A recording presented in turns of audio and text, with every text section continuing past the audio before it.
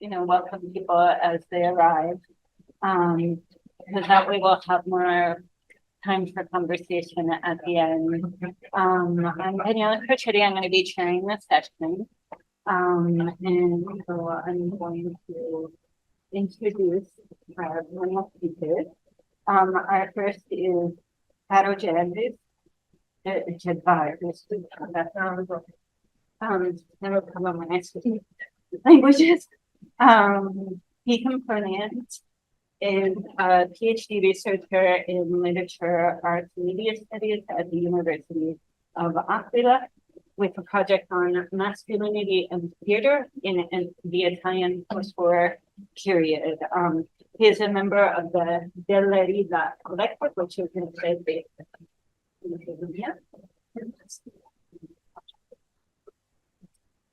and through which he has organized seminars on gender, queer, disability, and group studies.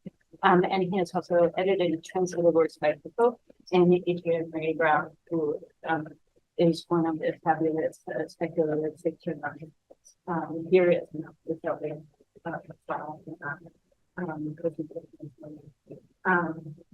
and second, we have Virginia Neri, pronounced she, who is a research fellow at the University of the Studi di Siena, with a project about migrant and disabled subjectivities.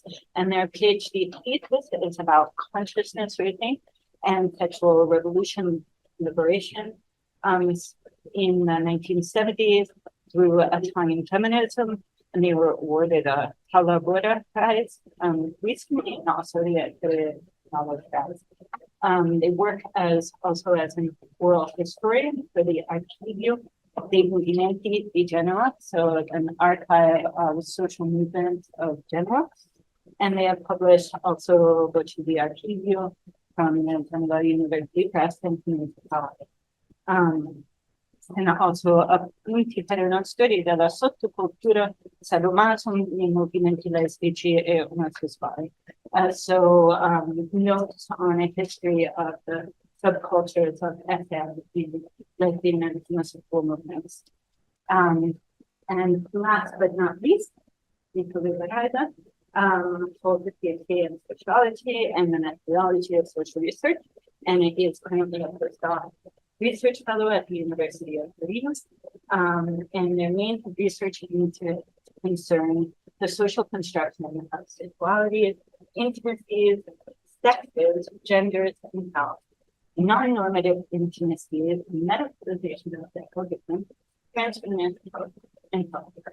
And they have published with a short answer entre poliamore e riflessioni transfemministiche per una critica so polyamory, transfeminist reflection, queer transfeminist reflections for a critique of monogamous systems. And so here I'm going to go to the photo, and we're going to be presenting from here so we can have the Zoom. And if everyone's in agreement, we will have the presentation and questions for everyone. Thank you very much.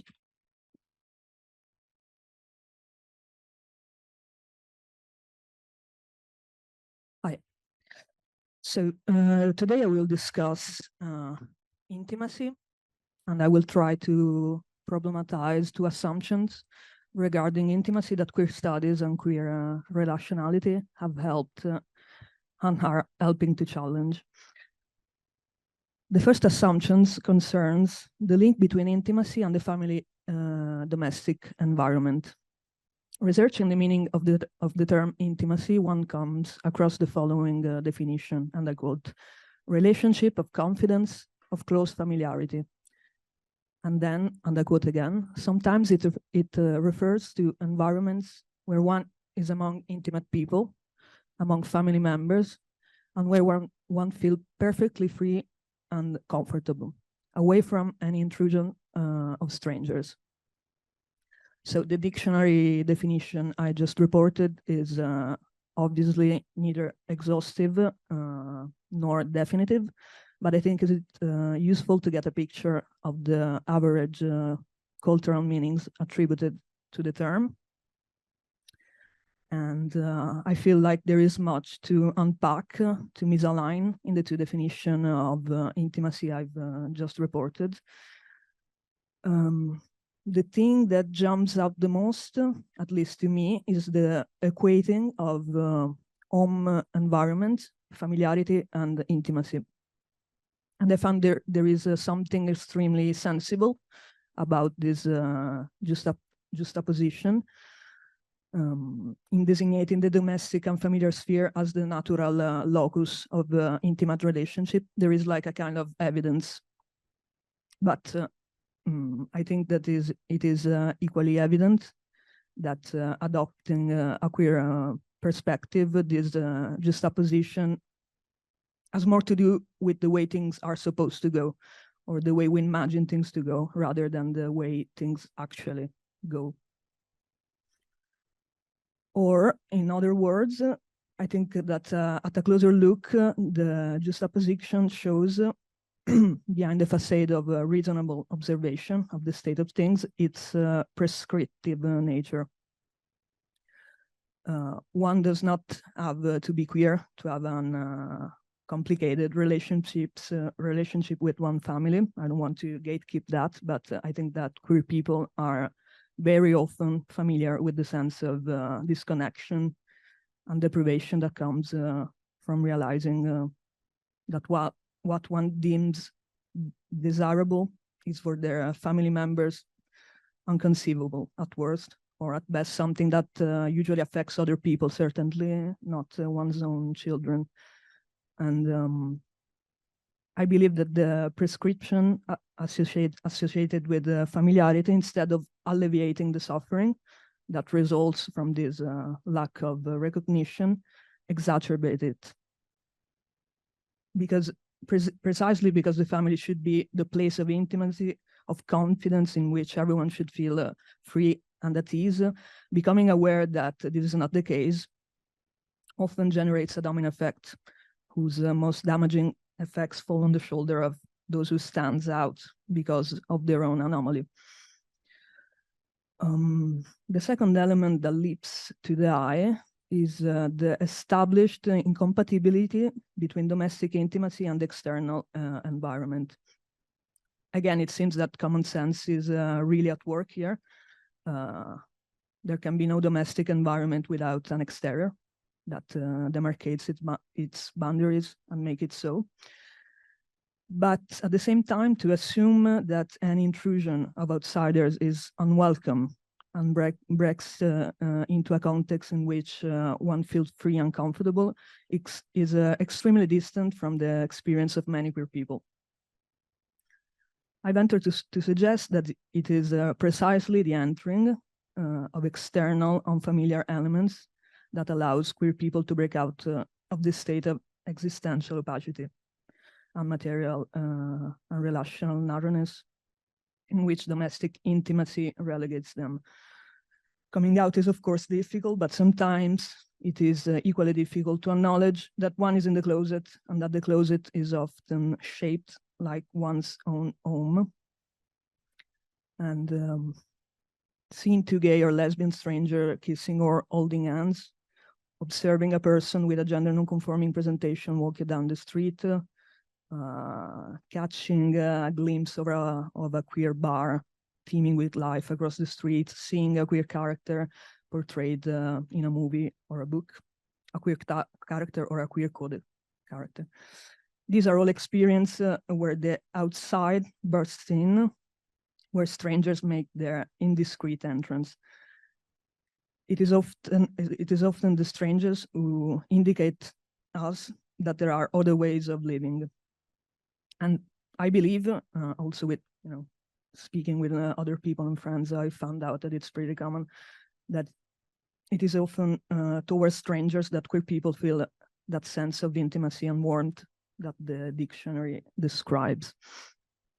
Of course, there is another meaning of intimacy, that the term is an euphemism for sexual intercourse. And this correspondence is to indicate that there is a special link between sex and intimacy, that sex is the quintessentially intimate activity. So much so that speaking of intimacy would evoke, however, indirectly, the sexual experience itself. And I think that many people would agree that sex is an intimate activity, but what is meant by the latter term? Do the same rules that define intimacy in the broader sense apply to sex? Is it an activity that requires or should require a degree of confidence and familiarity in which an intrusion of strangers would be unwelcome? Is it a domestic activity in which the boundary between what is inside and what is outside turns out to be well defined? Would sex in which strangers are not only approached but openly invited be incompatible with intimacy? So in the article Thinking Sex that was published in 1984, anthropologist and activist Gail Rubin argues that, I quote, "This culture always treats sex with suspicion. It construes and judges almost any sexual practice in terms of its worst possible expression. Sex is presumed guilty until proven innocent. Virtually all erotic behavior is considered bad unless a specific reason to exempt it has been established. The most acceptable excuses are marriage, reproduction, and love. Sometimes scientific curiosity, aesthetic experience, or a long-term intimate relationship may serve." So in this article, Rubin provides, using her training as an anthropologist, a genesis about the power of religious precepts, which identified only procreative sex as legitimate, was succeeded by psychiatric and medical powers that continue to identify monogamous heterosexual sex as the natural outcome of the supposed sexual development.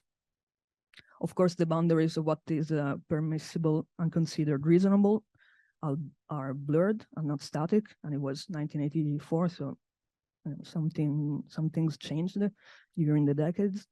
Nowadays, having a certain number of sexual partners over the course of a lifetime is not considered reprehensible, tendentially.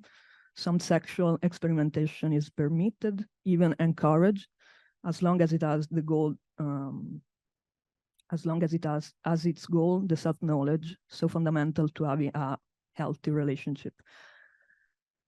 I think that these words, written in the midst of the US sex wars of the 80s, still have their grip on reality. Rubin writes that, I quote again, "Promiscuous homosexuality, sadomasochism, fetishism, transsexuality," I know that the term sounds a little bit odd these days, but it was 84, "and cross-generational encounters are still viewed as unmodulated horrors, incapable of involving affection, love, free choice, kindness, or transcendence." The presumption that the warm feelings and the full affectivity inherent in intimate relationship belong only to certain sexual scenarios continues to nurture the prejudice that a certain kind of erotic preference are a way out or a palliative for those who are incapable of authentic connection with others. It is very common to come across the presumption that those who have sex outside a relationship frame that involves some mutual acquaintance and a willingness to continue the relationship over time do so because they are incapable, for various reasons, of accessing real intimacy. Occasional and ephemeral erotic encounters, however actively pursued, rarely cross the threshold of relational intelligibility, and they struggle to be considered meaningful and often are seen as negligible, interchangeable, irrelevant. You would never tell your parents that you met a terrific person, that they made you feel good, that you don't plan to see them again, and that it's okay. Queer writing and queer ethics offer a description charged with affectivity and intimacy of erotic milieus that encourage sex and contact between strangers. For example, in his essay on the red light movie theaters that populated Times Square for decades, and the title of the essay I'm talking about is Times Square Red, Times Square Blue, written in 1999. Samuel Delany restores the vibrancy and warmth of the collective swarming of erotic life that he attended for years. The man who frequented these cinemas shared an intense and varied sexuality, which did not exclude the conversation about the patron's past or moments of conviviality and tenderness.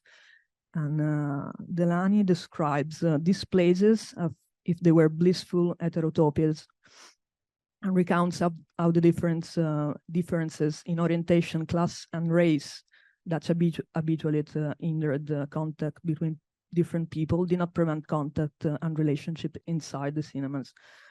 The author also recounts on how, on a few occasions, he had tried to propose to some men that they meet outside movie theaters, like in kind of real life in a bar or in their own homes. And these dates always ended for one reason or another in nothing. And I found interesting the way that Delany comments, talks about this thing, because he writes, and I quote, "A glib wisdom holds that people like this just don't want relationship. They have problems with intimacy. But the salient fact is these were relationships. In Tommy's case, in Gary's, and in several others, they were relationships that lasted years. Intimacy for most of us is a condition that endures, however often repeated, for minutes or for hours. And these all had their many intimate hours, but like all sane relationship, they also had limits." The second assumption that I would like to address is that intimacy is an instrument of that intimacy is an instrument of self-preservation and self-protection. Something that, as we said at the outset, protects against any indiscretion by strangers, with all the unpleasantness that can result from encountering the unknown. In relation to sex, this declination of the intimacy profiles a domestic scenario, one that co-involves people who know each other inside out, in which the sense of integrity and security of the individuals involved is in no way tested, in which no risk is taken.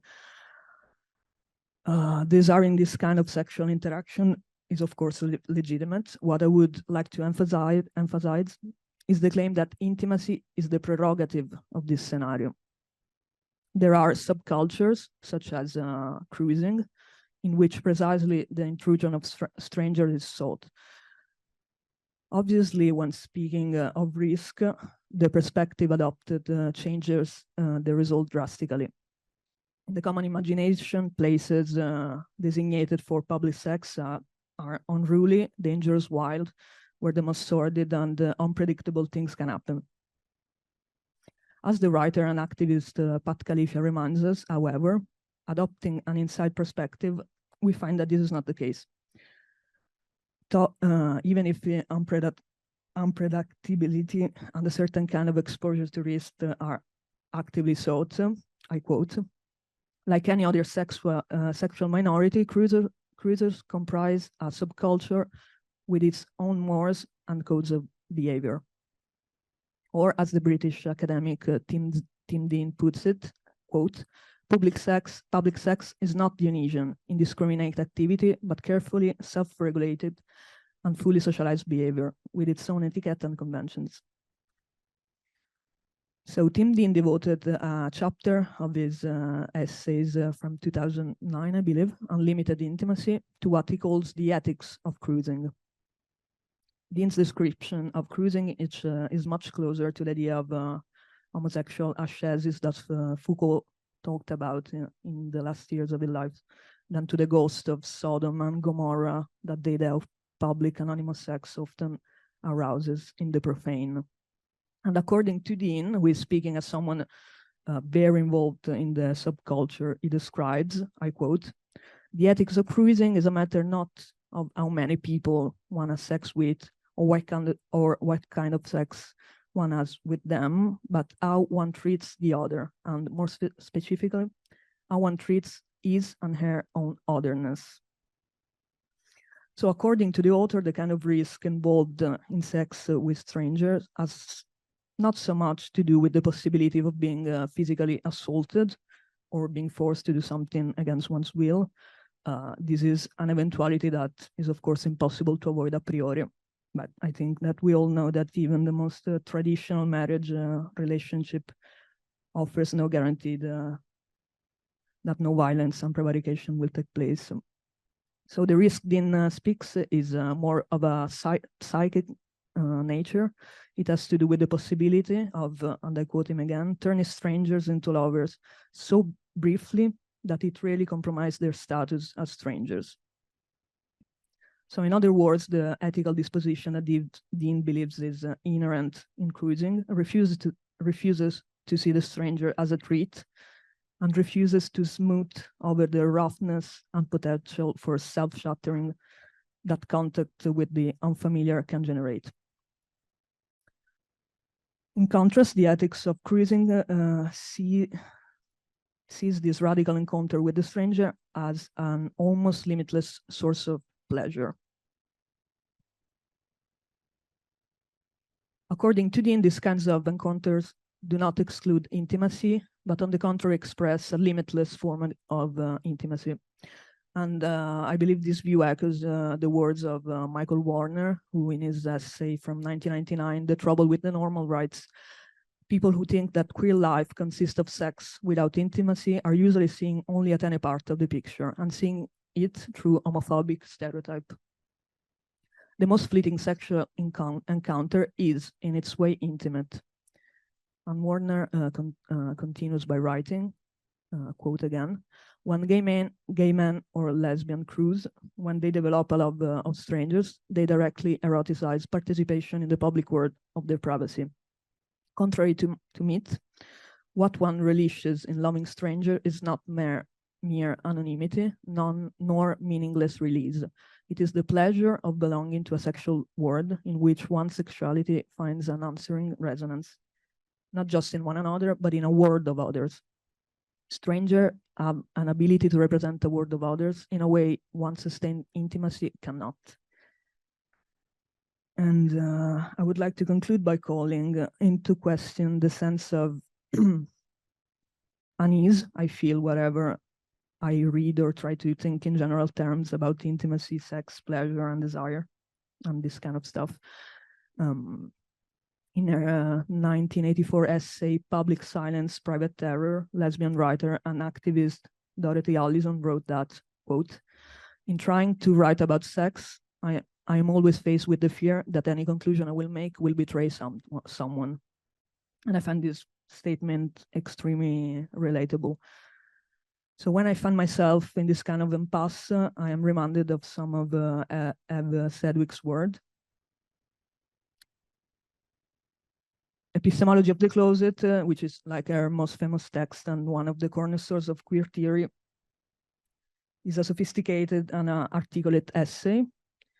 But the first axiom the author presents us is disarmingly simple, at least in my opinion, almost naive, because Sedgwick writes simply, "People are different from each other." And she continues, "It is astonishing how few respectable conceptual tools we are for dealing with this self-evident fact." So of course, Sedgwick is not inviting in a reevaluation of individualism, but to consider that by narrowing the field of vision and divesting momentarily of general analytic tools, things get more complicated. We are obviously part of a social fabric that precedes and shapes us, which values certain models, often making it difficult to practice alternative ones. This is precisely why valuing the difference that accompanies the experience of intimacy and all that is related to, remembering that people are different from each other and that they should be able to express their diversity. I don't think it is a vain exercise in postmodern relativism, but an exercise in realism and an antidote to normativity. Thank you.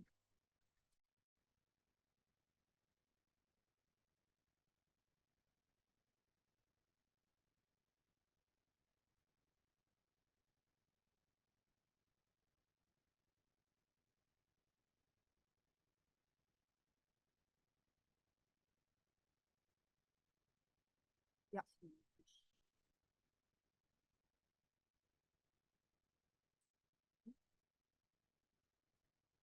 There.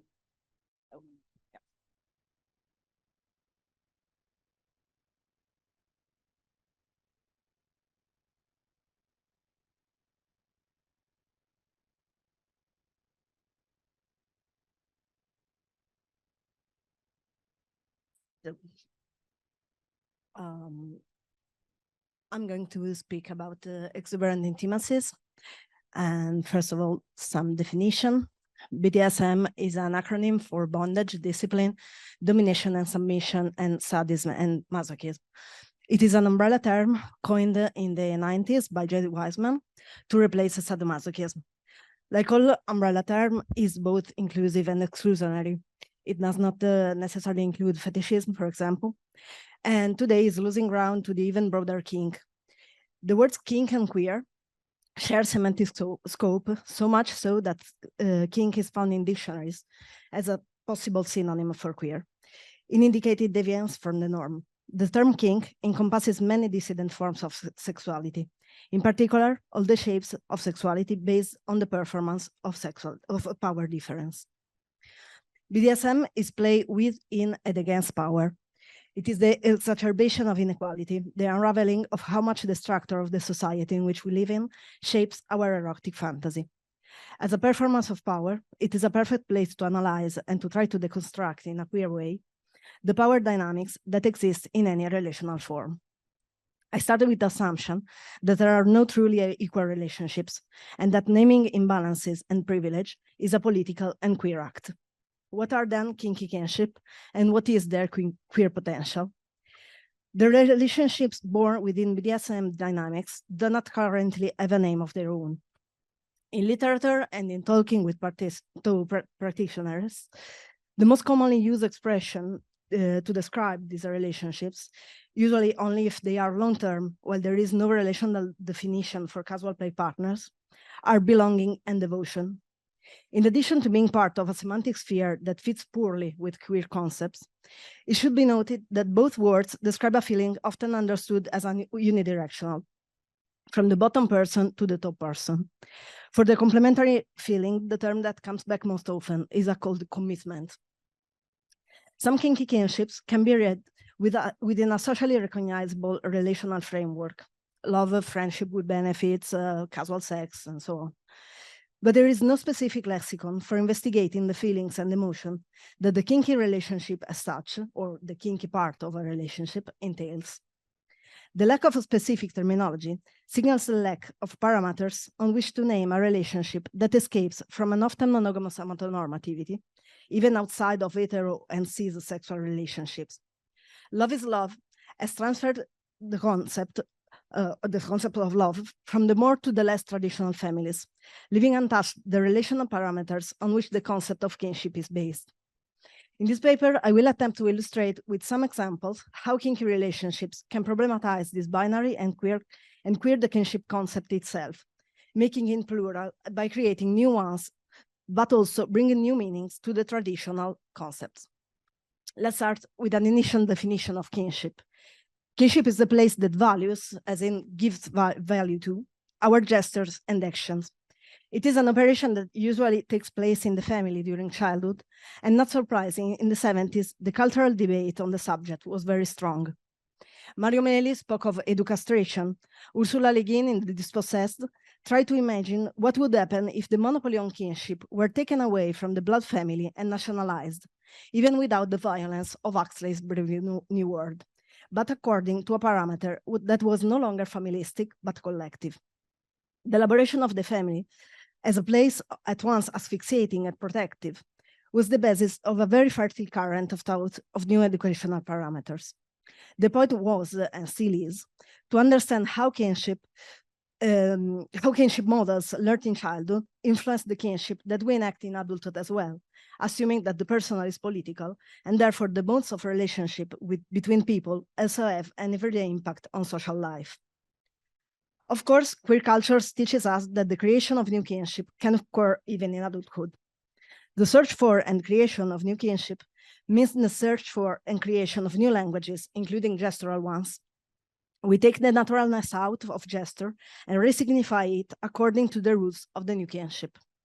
This resignification can be shared at the subcultural level, in small communities, or even in individual relationships. Kinky, understood as a subculture that arose in the 70s, but also as a sexual orientation and/or a sexual practices that requires the creation of a community, is a perfect ground for the creation of new kinships. As an example, I want to analyze two kinds of kinky kinship. Robin Bauer describes kinky relationships as exuberant intimacies, described as, I quote, intimacies that reject reason, moderation, mediocrity, harmony, and equality, as well as reproduction and usefulness. The first exuberant intimacy I want to talk about is the one that for years has been interpreted as a functional alliance in terms of sharing space and specific issues within LGBTQ+ community, namely that between leather gays and leather dykes.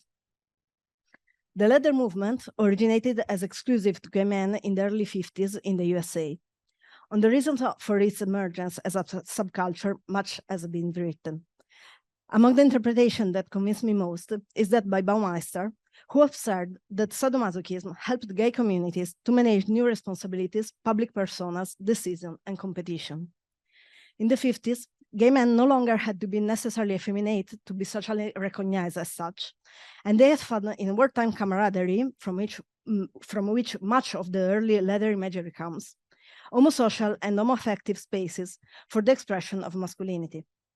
Sadomasochism offered a strategy for managing this, of course, relative power, staged as performance. The leather dykes showed up a decade later, intersecting feminist political tension, the emergence of the lesbian subject, and the resignification of the butch femme code that until then had been the major shared cultural code for the lesbian subculture. Leather dykes refused the butch femme code, performing a lesbian masculinity that finds its model in an almost paradoxical way, in a performed masculinity, the leather one. The shared subcultural codes between leathermen and leather dykes allow a sharing of space that, as I said, is not only functional, but also creates exuberant and unexpected kinship. The cases are infrequent, but present, and they are gaining more and more visibility, for example, with an increasingly stable presence of dykes on the boards of major leather events.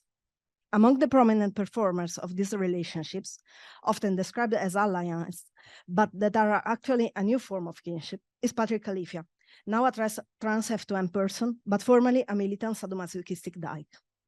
In his Urban Aboriginal, a seminal text on leather culture, Gough Mains tells of his encounter with a dyke, also reporting her impression.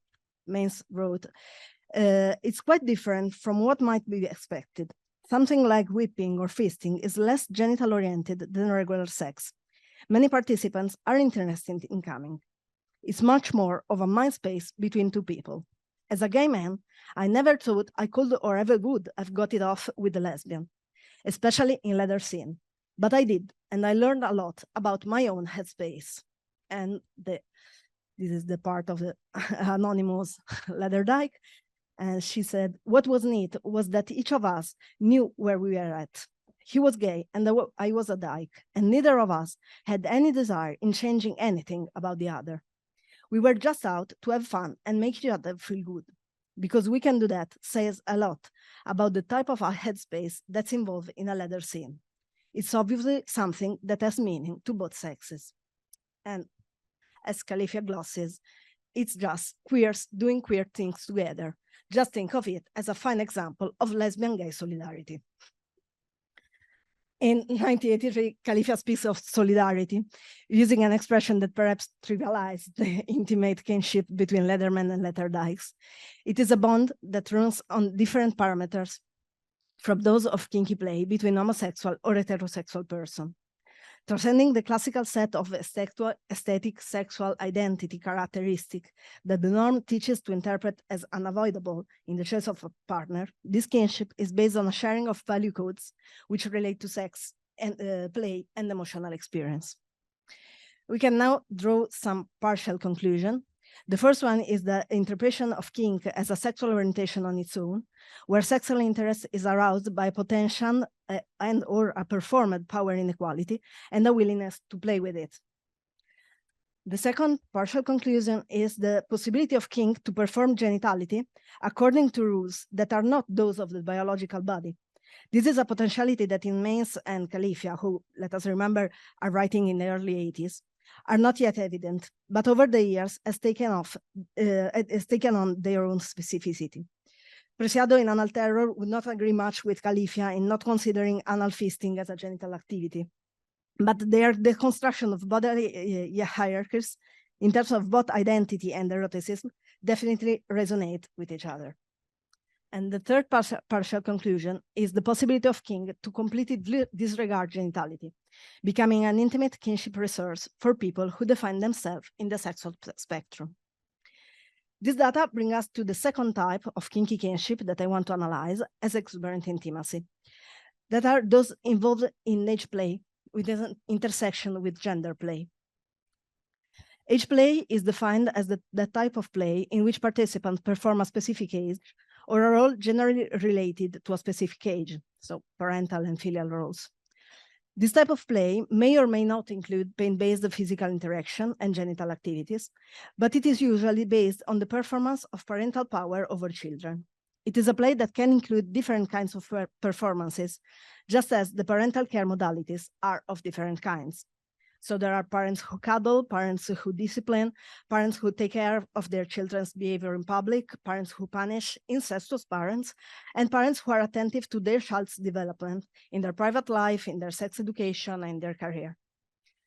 It is not uncommon for the roles of daddy and boy to be used by non-binary AFAB and F2M people to explore forms of the your masculinity, and vice versa for AMAB people, the use of mommy and girl to explore femininity, so the role of mommy is much less studied. And this often happens within the leather kinship we saw earlier. For example, Jacob Hale reports on the experience of a daddy dyke, an F2M person. In SM play, Bersted, the daddy dyke, could really live his masculinity through exploring his masculine dominance. This was enabled by the reinforcement and acceptance he found for his expression of masculine dominance in leather community circles. To Bersted's leather community participation, both before his transition and now, has been more extensive in pansexual and gay male circles than in leather dykes ones. He asserts that, to a person, all of the leather folk he knows have been supportive of his transition. Participating in SM has allowed him to form a chosen leather family, a family which is tolerant of difference and change, thus giving him a safe and supportive environment for self-exploration. This performative parenting leads to the creation of queer kinship that have no words to be defined except those borrowed from a familiar lexicon and made queer by the context of play. The tournament of power that occurs in BDSM is also the resignification of a familiar lexicon that usually reinforces normativity. At the same time, this familial performance is the potential ground for the creation of new images of kinship, new cultural models, the kinship we wish we had in our childhood or adolescence, the kind of parent we have not been, perhaps because we did not want to. As Robin Maltz says, writing about the Batch Femme age play, in writing about mommy and daddy in Batch Femme, I am writing about a queer melancholia for family that does not exile its queer children, about the primal need for family. I am looking at the ways we imaginatively transform our Batch Femme relationships into families through resignification, incest reenactment, and affiliation with other self-named Batch and Femmes, daddies and mummies, boys and girls. This creation of kinship that incorporates chosen identities as gender, as age, as responsibility, as caretaking, allows for an exploration of kinship that is excluded from normative language, sometimes because of very strong social taboo. Think about incest, but also the eroticization of childhood and motherhood, or the taboo related to the exercise of power, especially within a relationship with children. Sometimes because of the difficulty of creating images of alternative family models. The interpretation of the family as a place of mutual care and not as a place for the expression of biological kinship is a fertile current in queer culture, with the creation of queer families. There are many possibilities and historical examples, from drag families to family families. But kinky queer kinship have the social potential to allow the imagination of family dynamics that are not based on the power of one person over another, but on a temporary and cyclical exchange of that same power in a negotiation that in the traditional family finds no space, and that we can implement even within those relationships that we are used to see as normative. So to conclude, thanks to the possibility of openly performing identities, the kink family, though sometimes not defined as such, leads to the creation of kinships that are themselves performed and thus not subject to the rules of normativity. These queer kinships, bonds as yet unnamed, take us away from love is love, permit us to explore an archive of feelings far broader than the one identity politics allows us to thinking. Thank you.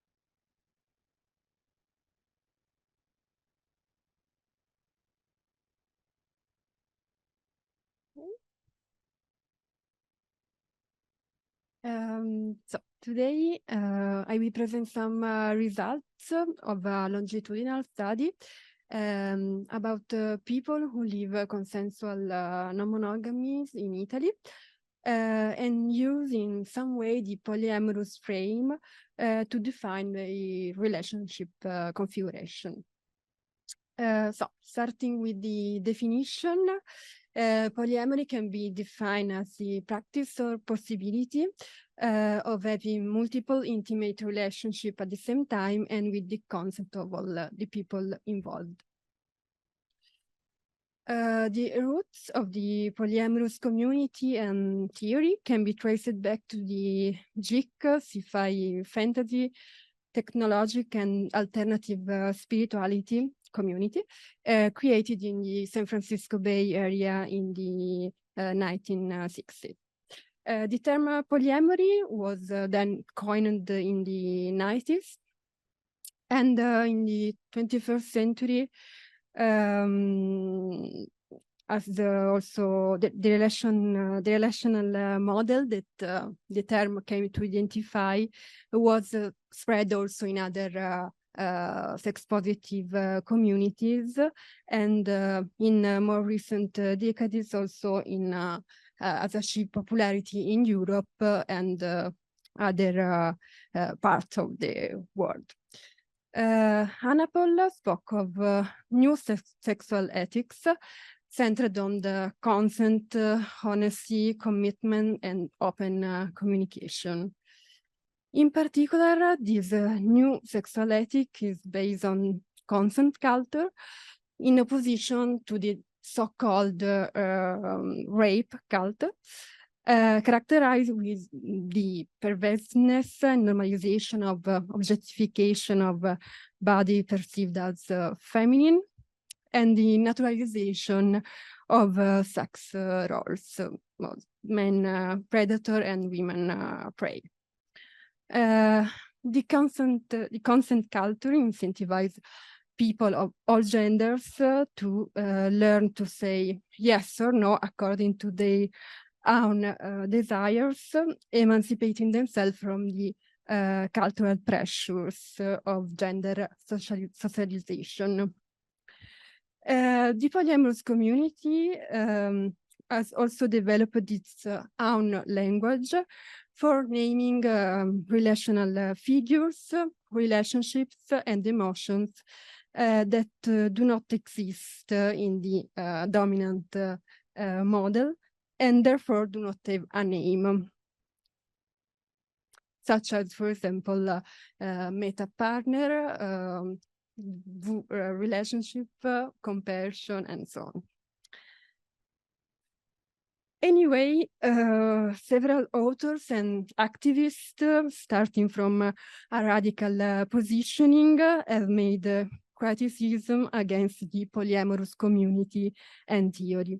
For example, they say that the polyamorous model fails to get rid of couple-centrism, that prioritization of romantic relationships over other relationships is still present, and that the romantic love is not overcome completely. Others highlight also the fact that the community tends to give a cleaned up and adulterated representation of itself, centered on love discourses, for example. And then also the lack of awareness of class and race privilege. And finally, the risk of adhering to a neoliberal model of relational accumulation that neglects care. Then we will return to this criticism later. Now, let us present the research. The first wave of this study was part of my PhD project, for which I interviewed 60 people in 10 different Italian regions.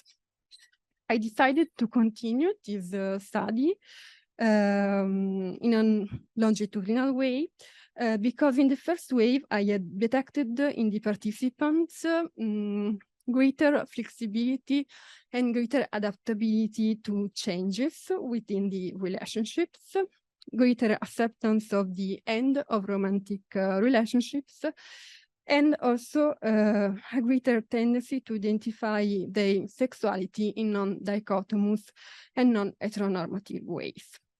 So my attempt is to investigate these trends by tracking changes over time and questioning people's attitude to change as it occurs.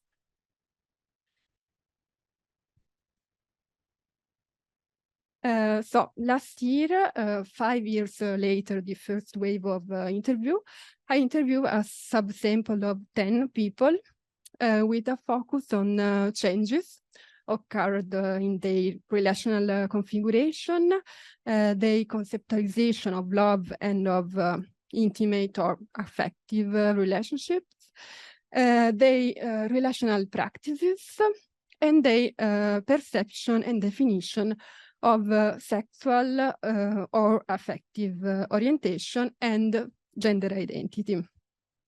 In this wave, I also try to delve deeper into the different relational practice they implement in different relationships. And I try to broaden my gaze a bit to the broader emotional network. So not only including romantic and or sexual partner. In doing so, I followed the performative approach, looking at intimate relationship as something that people do. And in doing, they construct the meaning of these relationships beyond the essentialist and reified interpretation of intimate relationship or family. Before the interview, I sent also to the people interviewed the transcript of the previous interview to comment together on the changes that occurred, because I wanted them to base their opinion on a more precise snapshot of the situation 5 years earlier. Furthermore, I asked them to draw the affective map. I tried to select the sample by seeking the greatest possible heterogeneity regarding relational configuration, age, region in which they live, gender assigned at birth, and gender identity. But as you can see, many people identify as non-binary. In purple are highlighted the two gender identification who changed in this time, and they both changed from cisgender to non-binary. You can also see that they have medium or high cultural resources, and many have a plurisexual orientations of bisexual, pansexual. These characteristics reflect those of the more general sample of 60 people. These are some affective maps drawn by participants. I realized that they are not very clear, but I'm especially interested in showing the heterogeneity of the size and also shape. So coming to some results, I can say, first of all, that they are still non-monogamous. We identify still as non-monogamous, and that also the definition of their sexual orientation is quite stable. In some cases, they added just some new nuances of the identification. Regarding gender identity, as we have seen, two people who define themselves as cisgender now identify as non-binary.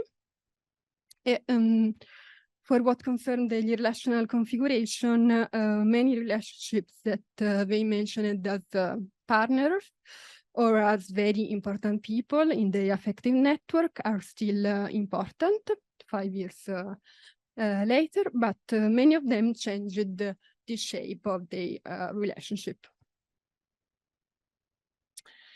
Then one person had a child, and now he lives together with his wife, but he has also expressed the desire to live in separate homes once the son will be older.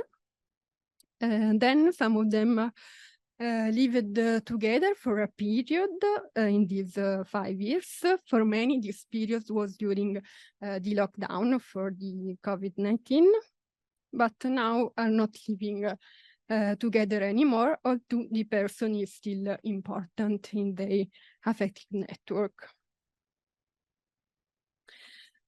The lockdown has been a turning point for many people who mentioned it before I asked them the explicit question. For some people, it was a time in which they had the time to redefine their own priority and also redefine the relational boundaries. In some cases, it had an effect of monogamization because they had to decide a stable place to live. However, only people who already had a relationship defined as primary perceived this monogamization experience as positive, or at least not negative. Other people have suffered greatly from this spatial and emotional constraint. For example, Adele told me, the fact that I only have to choose one place to live has really led me to switch off, in the sense that I live thanks to not having a fixed place to return to. That is, I feel my home where there is my vegetable garden. It is really the place I feel most at home, as a place that belongs to me. At the same time, yes, Marco Somtu, although there is this very strong influence of his mom, so I realized that I can go so far, but I don't feel it fully my own. And then there is my physical home, which is very close to my parents' home, and therefore also with them. The fact of going home in the evening, maybe having dinner together, laughing, talking, that is something that I need a lot, and I also feel that is my home. Regarding the topic of sexuality, some people found in the relationship spaces for the legitimization also of a sexual relationship and the decentralization of sexuality. For example, Blue has a relationship with Sylvia from more than 10 years, and 5 years ago they lived together, but now they commented their arrangement like that. We have found a balance where we just don't live together and don't have sex. This is for two reasons. On my part, is because it's a very easy trigger for triggering everything that was before. That is to think of it as a relationship that was before, and thus trigger all the stuff that doesn't work for us. And because it's not something Sylvia particularly likes to do, so we put it on the back burner. But the feeling has remained exactly the same. It's curious that I have to specify it in my head. But no, the feeling has remained exactly the same. In fact, probably more so, because we realize that nothing can bring us down. That is, when one says, okay, this relationship will remain. For what concerns the distribution of care and material support, emotional support and material help for specific issues is more widely distributed in the affective network. But regarding economic support, there seems to be a greater taboo. It usually remains more centralized in closed partners and or the family of origin. But usually people didn't mention the support of the family of origin unless explicitly asked for. This support is to reproduce power relations, especially when the family of origin does not share the person's life choices of person. At the same time, structural limits emerge more clearly than 5 years ago, also due to the greater experience accumulated by the people interviewed. There seemed to me to be a differentiation between the limits identified between those who were more traditional, in quotation mark, life plans, and those who instead identify as relationship anarchists and do not desire primary relationships. For example, Serena said, how will I get out of this? Will I get out of it?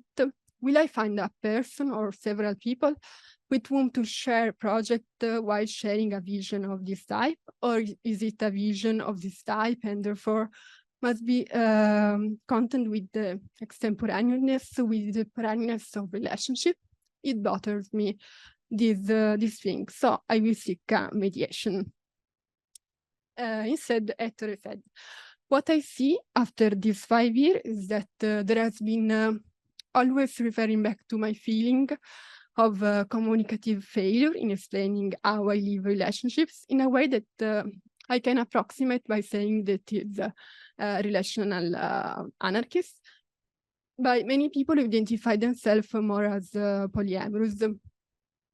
This thing, in my opinion, has not really been understood, or at least if it has been understood, this was not, it could not get along with their way of living relationships.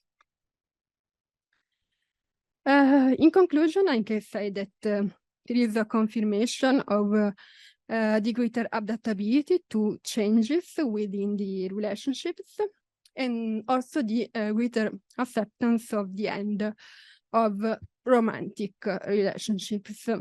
and of the rejection of the relationship escalator. The people interviewed challenge in different way different type of normativity, such as mononormativity, amatonormativity, but also binormativity, allonormativity, and chrononormativity.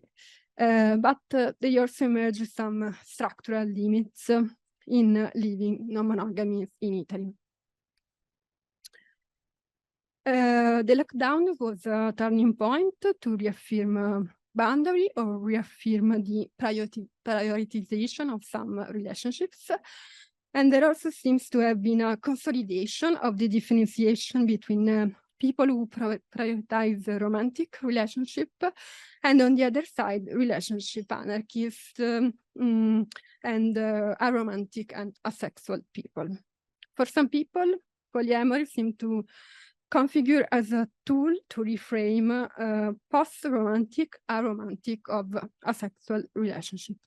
With this in mind, what I and Karji Lepori, that is also here, by the way, we tried to do in the short essay Polyamore, is to broaden the meaning of polyamory, using it as an umbrella term to define one's affective network, which is not defined a priori. Although the original polyamorous theory may reinforce some individualistic aspects, for example, highlighting the search for the true self, also because of its roots in a mainly middle-class community with high cultural resources, we find also some experiences that are moving toward collectivism. In recent years, I think that also new reflection and new formulation seem to emerge within the polyamorous activism, which often arise from the contamination with bisexual aspect, trans and queer activism. For me, whether polyamory may have the potential to fundamentally change the way we do relationship remains as an open question, but we can say that this is shaping up as a space to explore and valorize relational forms different from romantic and sexual relationship, and to define orientation, relationship, and gender identity in non-dichotomous, multifaceted, and plural way that challenge static and monolithic identity definition. Thank you.